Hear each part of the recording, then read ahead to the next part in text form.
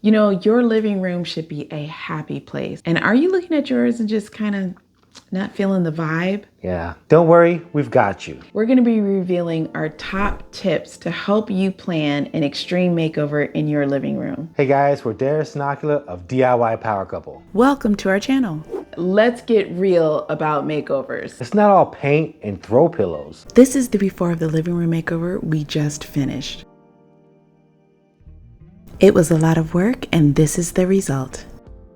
If you're ready to take on a living room makeover, you are in the right place.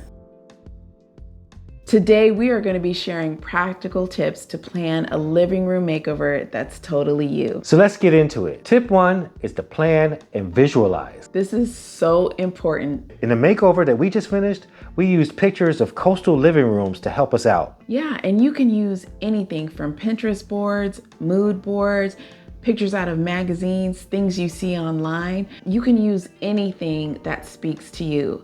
You may be warm and cozy. You may have a modern farmhouse vibe. You like eclectic things. What's the new grandmother cozy trend that's going on? Grandma core or something? Yes. You know, some people don't have a style. So that's why pictures are a great way to kind of see what speaks to you. It's something about living in the same space that you're used to sometimes can block what the possibilities are. Take pictures of your existing space from different angles. This will help you visualize what you can put in your space. And you'll be able to take a look at it from different points of view. Yeah, stand in a part of the room that you've never done before, and you may see like a corner that you're like, I didn't even know I didn't have anything in there. Now that you've gotten your style and you have pictures of your room, you're going to incorporate that into your new plan. If you're not good at visualizing, taking pictures of what you want in your space and comparing them to your existing space will help you to see what you couldn't see before. So visualizing is a tip we highly recommend. So tip number 2 is to make a budget. Yes. So what we did is we broke it down into categories of what we would need. What tools do you think you will need to achieve your plans?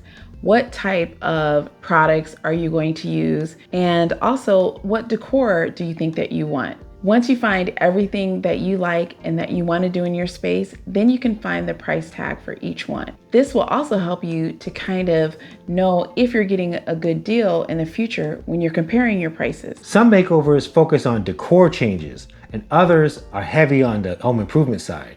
So whichever your makeover is going to be, that's what you'll budget accordingly. And make sure you leave a little cushion in your budget for things that, come up, some things that you didn't plan. And we know about this firsthand. It's actually happened to us in every single DIY project we've done. Yeah, but in this latest one, I actually fell through the ceiling. Now I didn't go all the way through, but my feet went down and you had to push them back up. Yeah, so we planned just for the lights and the fan and some paint. And then it ended up being, now we're buying drywall and joint compound, tape, all of these other things. And then we ended up even having a professional come in. So that took a big chunk out of our budget. And because we had it all planned out and we had our cushion, we were able to kind of like restructure how much money we were going to spend on furniture so that we could stay in the bigger budget. Yeah. We kind of took it from the other categories. We want you to know that it's okay if the budget is not exactly like how you started. Yeah, for each category. You don't Right. have it line by line and things happen during your project. We want you to know that it's okay to finish the project. Yeah, you can get creative with ways to save money, move it around, do what you need to do, but have your budget, be flexible, have your cushion, and be safe. Yeah. You're gonna be okay. This next tip we're about to share is a must for any home DIY project. Your eyes can deceive you. So you have got to measure everything. That is tip number 3. You have to measure everything. And when we say everything, we're talking about everything. Everything. Everything. Okay. So one example is putting in lights in a ceiling. You may think with your eyes, okay, it should go here and here and here. Or it looks like they're even. It looks like things are equal or on the same line. It really depends on what perspective or what side of the room you're on. If you're looking at it from up, if you're on the same way, measure everything. Yeah. in any way that you can. Because our perspectives are different. I'm 6'5" and you're a little bit shorter.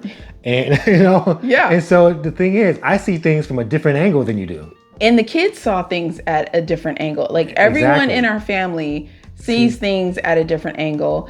And so they would move it. Where do you think is straight? Where do you think is the middle? Where do you think this? Don't go by that. No. Just take out The measuring tape. or laser, ruler, whatever you got. Whatever you have. Please. Yeah. Mm-hmm. Another thing is double check your measurements. That's a saying, right? We had to triple check ours. Yeah, measure once, cut twice. We even measured our TV stand for our sound bar. And I still had to recut it again. We still recut it. Yeah. So it's like measure everything. When you're putting in furniture in a space, Yes. please measure it. We even had a situation where someone told us it was like this type of couch. And so we assumed it was this long. But when we got there to check out the sofa, we measured it. It was longer than It expected. was much longer. Yeah. And the seller didn't even realize it. They didn't realize how big this couch was. Mm-hmm. So please measure your space, because if we had just seen it and not measured it, we would have bought it and brought it home. And we would have noticed that it was bigger than we thought. And it wouldn't have fit. No, it wasn't what we wanted. And it wouldn't have fit. If you're bringing anything into spaces, make sure you measure the doorways. We can't stress that enough. No, you definitely have to measure your doorways, because if you're talking about appliances or you're talking about big pieces of furniture, Couches in the living room. yeah, you got to measure that furniture, because you'll be upset if you buy something and now it won't fit in your home. Yes. A lot of people will measure the length, they'll measure the height, but they forget to measure the depth. And that's how deep it is. Yeah, and that's going to be how far it sticks out, or how far it sticks out from the space. Bookshelves, Yes. they're another ones. Side tables. Sometimes people just assume they're going to line up nicely with the couch, but they'll actually stick out farther than you really wanted it. And you're like, Well, I did the same thing for this fireplace. I made sure that I did the depth from the fireplace to how far the brick Yes. is going to stick out. because it has to fit on top of there. And then we wanted to make sure it had some extra space. So just measure. When you go into big box stores, everything looks smaller in there because they're huge. It's a big place. Yeah, huge warehouses. But when you get it into your house, it's going to be a different thing. Yeah. The other thing I want you to measure is if you're having any bar stools or anything like that, there is a difference between counter height and bar height. And I know a lot of people have learned that lesson the hard way. The hard way. In our situation, we had a living room that had kind of like a bar space. And bar stools will not fit where counter stools are supposed to go. That's correct. And again, you want to measure that depth of the counter. Yeah. Because that's another thing. Some people will buy stools that are too deep and you can't even fit your knees under there once you sit down. So make sure you measure, make sure you're doing your depth of things, and just measure again. Measure everything. Everything. The next tip is to phase your project makeover. Yeah, we have about three main phases that we start off our projects Yeah, because with. then there's sub phases. Yeah, we got a bunch of sub phases. Yeah. But right now we start off from the top to the bottom. So we have the ceiling, the walls, and then the floor. Yes, that helps it to be more manageable. And it also kind of has natural breaks for you to like reset, look at your progress, and just get ready for the next phase if anything, changes. So for us, we like to start with our ceiling. Are we going to do any lights? Are we going to paint? Are we going to put a fan in? What are we doing up there? Yeah. Then we go to the walls. We paint. Usually we're doing our priming first. Yeah. Or fixing something. Maybe you have to fix the wall first. Yes. And then you prime the wall and you paint the wall, Yeah. whatever color you want to paint it with. And after you're done with the wall, you go down to the floor. Well, also, if you're doing light fixtures or Yeah. switches, not light fixtures. Well, yeah, if you're doing anything that you're installing into the wall, are you making a TV stand in the wall? Are you going to So you're mounting. Yeah, mounting. Are you going to put some shelving there? What are you going to do to the walls? And also for us, we added outlets. We Yes. wanted to switch out all of the bottom outlets, and we were doing the light switches. So Walls are our next subphase. Yeah, that's the second one. The third one is the floor. When you're doing the floor, you're trying to decide, am I gonna change out the baseboards, the quarter round, and the floor? And also you have the vents.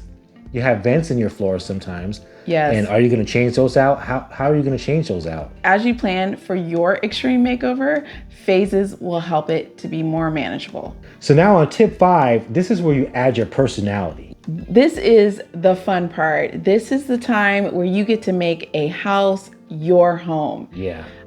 This is kind of like the decor phase. Yeah, a lot of people like this section. You're breaking script just a little bit because you're adding you into the space. So for me, I like artwork, I like textures, and we both like plants. Yeah, we like plants, we like greenery in the space. And then we do what we like.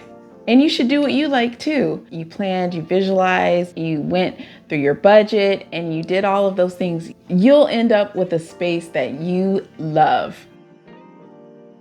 These 5 tips will help you to plan your next DIY project. And help it to go much smoother. If you like this video, please give us a thumbs up, share with your family and friends, and subscribe to our channel. And remember, you can DIY too. And we'll see you in the next video. Bye-bye.